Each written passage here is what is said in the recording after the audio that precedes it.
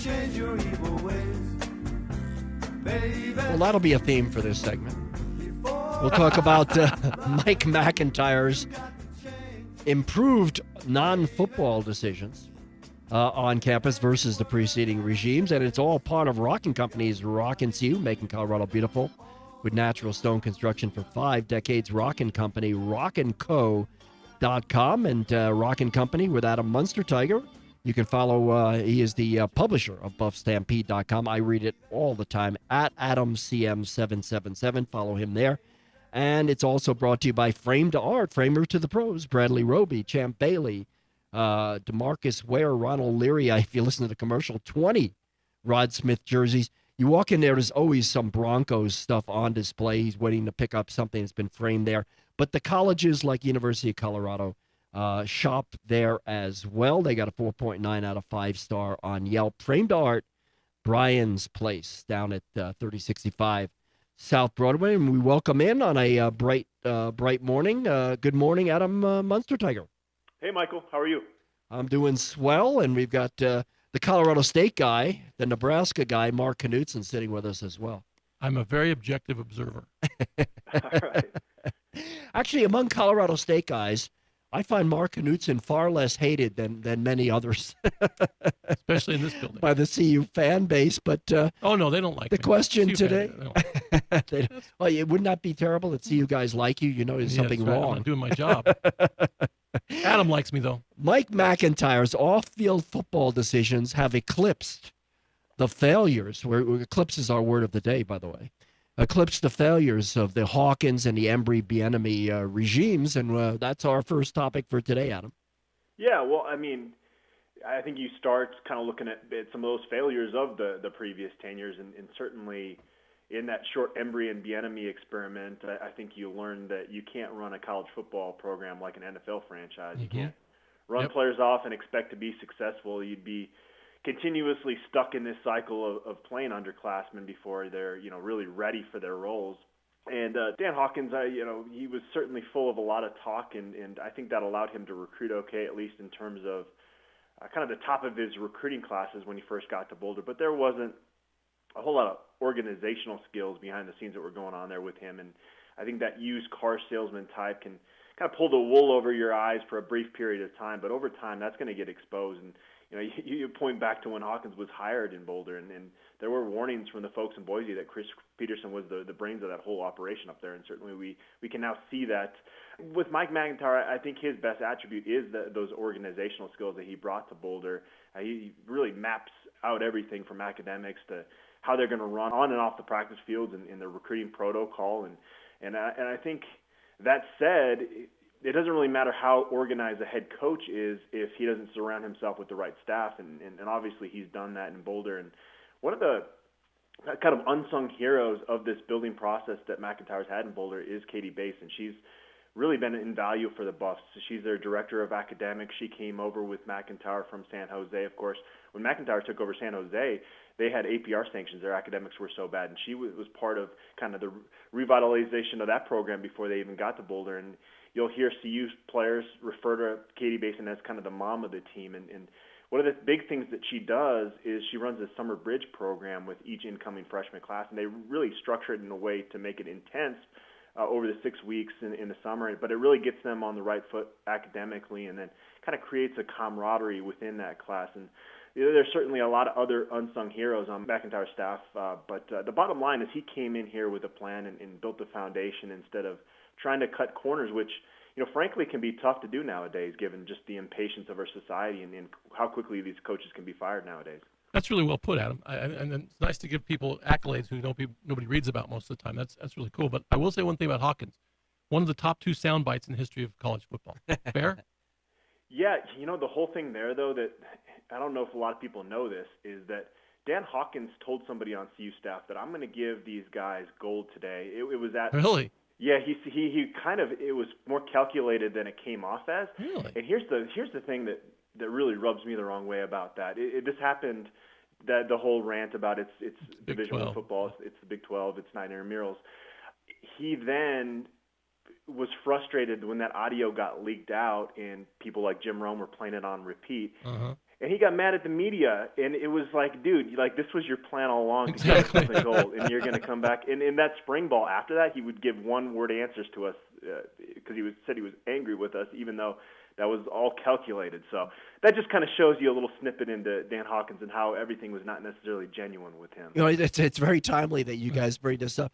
This morning, I'm listening to Mel Kiper on ESPN Radio prior to our show, and they announced we're going to do our college football preview, and we're going to do the Big Ten and Or Big 12. Big 12, and off comes that clip. He'll never live that this down. morning. He'll never live that down.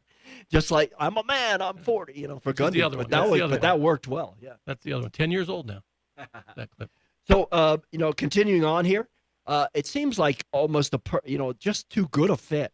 Colorado adding Northwestern to the schedule, home and home on 2026, 2027. Colorado's no longer in a league with Kansas States and Oklahoma States and Nebraska's, teams with radically different, where they have a disadvantage in recruiting based on academic standards.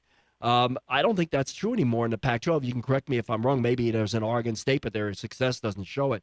But Northwestern and Colorado, two schools with strong academics, it makes so much sense for them to play, and there's a history here.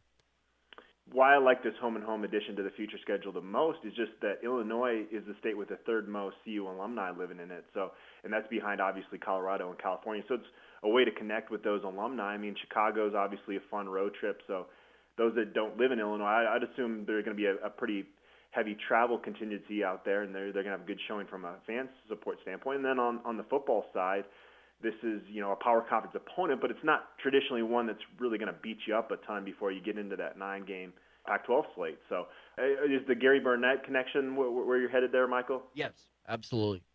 Yeah, he's won a conference championship at both Northwestern and Colorado, so hopefully he's still on the call in 2026 and 2027. Like Ara Parsegian getting a team to the Rose Bowl, that's incredible. As Colorado fans, I would encourage you, as somebody who watches a lot of Big Ten football, plan to go to that trip because you'll be able to sit anywhere you want. There's not going to be tough to find a seat in at Northwestern, and it is a cool road trip. Yeah. That now means the Buffs have at least one power conference opponent on their non-conference slate from 2018 to 2028. So this fall is going to be the last time you're going to see you go without playing another power conference team in non-conference play for the next 12 seasons. So, and then Mark, obviously there's going to be a total of 4 games scheduled with Nebraska in those coming years. So that should be a lot of fun. Yep. That'll be As really it should cool. be. Yeah, as it should be. That's right. There's a rivalry that should continue. Let's talk a little. I want to make sure we get the basketball too, but teams in Italy playing and winning. The true freshman who has really caught people's eye. Who is it in camp that we will see on the field that we should be excited about? There's a few guys in that freshman class that are going to play this year. The name that has come up the most when you interview the veterans and say which newcomers really impressed you the most, and the name that's come up the most is Katie Nixon. He's not the biggest guy. He's 5'8", 180, but he's kind of this stout little slot receiver that has really good quickness, and he's kind of their third slot receiver at this point. And they're going to do a lot of 4 wide receiver sets this year, so there's going to be a use for that depth at slot receiver. And then I think he's going to be their starting kick returner as well, and he's even been practicing some as a punt returner, so might get a chance there too, even though I know right now they're thinking about Isaiah Oliver doing that again. But he's from DeSoto, Texas, one of their 4-star signees last year, so he's definitely going to be a pretty electric player, somebody that I know CU fans are going to really enjoy watching the next 4 years. With the depth of receivers, I can't imagine they'd pull the red shirt off unless he was the kick return guy or the punt return guy. So that makes total sense. Buff basketball team. A team with a lot of new faces coming off Tad Boyle's best recruiting class ever, winning against club teams in Italy and, by all accounts, playing well. Yeah, they won their first game in Rome by 14, and then 24 hours later in Florence, they won their second game by 13 points. It's tough. We've seen a few highlights here and there, but there's no live streaming of these games, so it's kind of hard to tell exactly what they're going up against out there. But pretty balanced scoring in both games. They're kind of showing their depth. And then I think as you would expect with the freshmen, you're seeing some flashes of big-time potential, especially with McKinley Wright at point guard and Tyler Bay at forward. There's a highlight where McKinley threw up a lob for Tyler Bay on a fast break. Just a play you haven't seen you guys do in a few years that certainly makes you excited about the future. But then there's those moments where they show their inexperience. They turned it over 26 times in their game in Florence last night. That's certainly not going to work in Pac-12 play. But I'll say it again, this is going to be a fun group to watch. You just got to temper your expectations. Okay, last minute here. Dalen Kuntz taking another unofficial visit up to CU, watching the team practice on their prep for the Italy trip. Colorado not up against some big names, but Wichita State. They lost Landry Shamet to Wichita State. Now he's a potential All-American. How likely is East Dalen Kuntz to wind up like Dominique Collier up at Boulder? Very likely Dalen Kuntz ends up at CU. Wichita State actually got a commitment from another guard earlier this summer, so they've kind of backed off there. So it looks like CU's definitely going to get him, but he's not going to announce officially until September 16th. What's coming up in BuffStampede.com? A lot of camp coverage. Believe it or not, 2 weeks from now, we'll actually be talking about a football game. So we're going to kind of ramp up our coverage and get some insight from the folks up in Fort Collins leading up to that Rocky Mountain Showdown. That's Adam Munsterteiger, BuffStampede.com. Thank you, Adam. Thanks, guys. And that is Rockin Company's Rockin CU, also brought to you by Frame the Art.